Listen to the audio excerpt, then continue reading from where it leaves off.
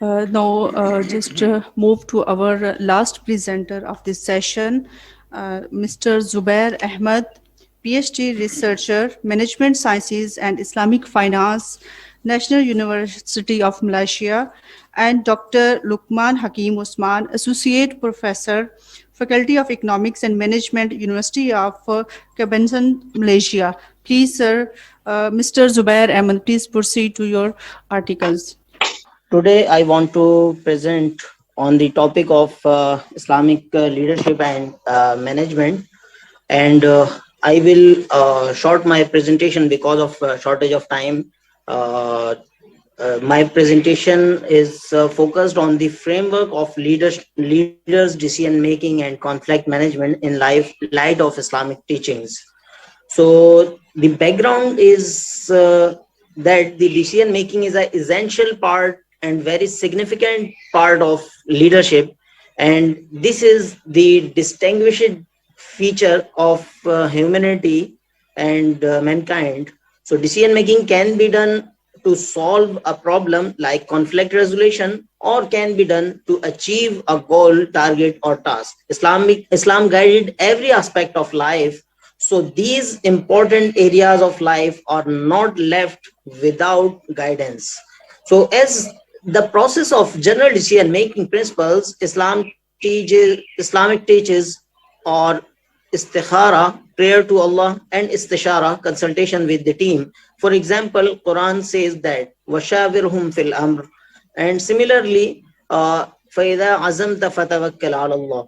So, like the general decision making teachings, these are also specific problem solving decisions related guidance. For example, conflict resolutions. In this regard, Quran advice to avoid unnecessary conflicts, there should be proper confirmation of information, like in Surah Hujurat, قال الله تعالى إن جاءكم فاسق بنبأ فتبينوا. So confirm the information before taking any decision during the conflicts. Similarly, if a conflict occurs in different groups of believers, Islamic teachings is also guided there. So the overall Islamic teachings guide about decision making, problem solving, and conflict resolutions. So research objective and questions. The objectives of this paper are two. Number one, the objective one is to explore the Islamic teachings for leaders regarding decision making and conflict management. The last objective is to develop a framework for decision making and conflict management, which not only fruitful for the academic literature or academic usages, but also for the practical side. As a practical leaders, how can we utilize that framework? It is more important. So the research question in this regard is, how can Islamic teachings support leaders in decision making and conflict management? So method and material. This study is based on library research method, also called a non-systematic literature review. It searches and reviews the academic and non-academic literature and content without any specific limitations, in contrast to the systematic literature review, which have specific limitations. In this regard, it got help from Google Scholar and other academic and non-academic databases. So finding of this research have mainly three dimensions. First dimension is leadership and Islamic teachings. Second direction is decision making, leadership, and the Islamic teaching. So this direction is focused on the decision making, and the last direction is with the help of the literature is the conflict management by leaders and Islamic teachings in this regard. So the leadership management framework of my research is says that there are two main things. Number one is leader, and number two is follower. So it is actually need to be displayed. So that's why I have. Okay. So this model of the leadership or framework of the leadership is consist on two main concepts. Number one is leader as basic thing of any organization or leadership. So leaders and followers, Islam guides about these two main components of the leadership and says that during the decision making, leaders are advised to do consultation. Surah Shura says, "Wa amruhum shura bainahum." And similarly, in other place of the Quran, also "Washawirhum fil amr." So, leader and followers need to be consulted during the process of the decision making.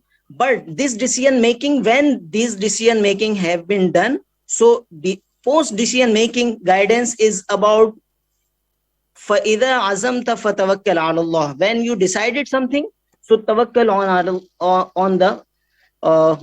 on the God. So as we already discussed that decision making can be done to achieve some goals. So for the goal setting or decision making about the goals, there is also guidance that فَمَنْ زُحْزِحَ عَنِ النَّارِ وَأُدْخِلَ الْجَنَّةَ فَقَدْ فَازَ. That your goals, your achievements should not be only focused on this world, but mainly the focused on the hereafter in life after the death. So the second thing, decision making can be done to solve problems such as conflict. So there is also instructions that fatabayyanu, before the conflict we can avoid the conflict by confirmation the information. But if some conflict occurs, so there are also advised that fasulhu khair.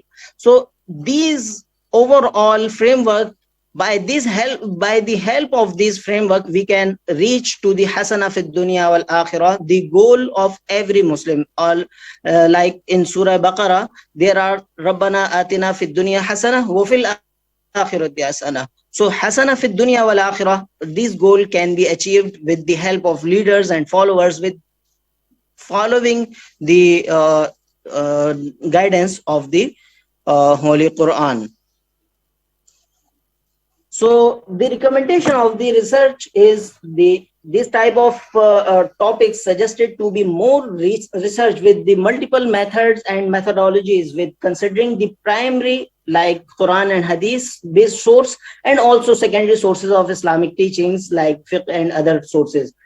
And contemporary dominant Western theories also should be, the comparative studies should be done with the help of the different methodologies. Conclusion of the research is this paper explored the Islamic guidance and developed the framework for the leaders regarding decision making and conflict management. This research uses mainly the library research method, which also can be called non-systematic literature review. And overall, this research got some support from the comparative Western prominent thoughts, and mainly explored the literature of Islam's teachings about decision making and conflict management guidance for the leaders, so that the research can enhance the integration efforts of Islamic and contemporary knowledges and practices. These integrations may improve the Muslim Ummah situations for this world life and hereafter.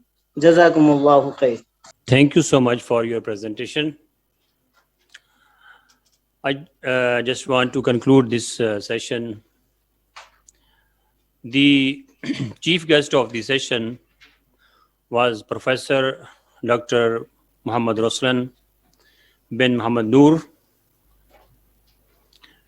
and he highlighted that Islamic leadership should be empirical, scientific, and equipped with the rationale of understanding the current practices. And I think, being Muslim, we need to focus not only on theoretical aspects, but also the empirical aspects of leadership, and also in other disciplines. And then Professor Dr. Mumtaz Ali highlighted the importance and purpose of life, role and strategies, with examples of the life of the Prophet Muhammad sallallahu alaihi wasallam. And has given an extensive overview on leadership. And the third keynote speaker from New Zealand, Dr. Muhammad Anwar Sahib, who is currently working as an associate professor Islamic Studies, International Open University, and he is also chairman of At-Taqwa Trust, Auckland. And he highlighted that we need to develop ourselves, our professional development, especially in the light of teachings of Islam, emphasizing on the ethical system of Islam. As he highlighted, I think this is also need of the day, that we should emphasize being true believers on the teachings of Islam and on the best model of the Prophet Muhammad sallallahu alaihi wasallam. And then the presenters of this session presented and highlighted different domains. We are thankful to all the presenters who spared their time for our conference and brought their insights from the teachings of Islam, so that we can make strategies worldwide for Muslim Ummah.